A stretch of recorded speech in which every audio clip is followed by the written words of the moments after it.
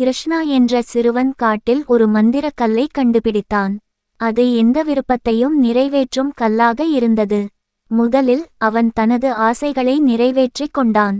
ஆனால் பின்னர் கிராமத்தினருக்கும் உதவ வேண்டும் என்று முடிவெடுத்தான். அவன் அனைவருக்கும் உதவத் தொடங்கியவுடன் கல்லின் சக்தி குறையத் தொடங்கியது. அவன் புரிந்து கொண்டான், நம்மிடம் உள்ளதை மட்டும் பயன்படுத்தாமல் மற்றவர்களுடனும் பகிர்ந்து வாழ வேண்டும்.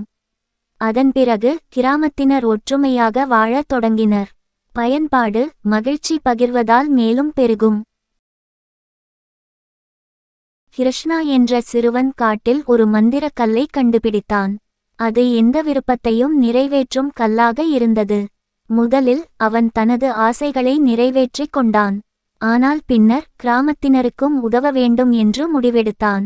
அவன் அனைவருக்கும் உதவத் தொடங்கியவுடன் கல்லின் சக்தி குறையத் தொடங்கியது.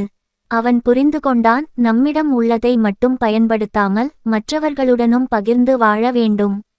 அதன் பிறகு கிராமத்தினர் ஒற்றுமையாக வாழத் தொடங்கினர்.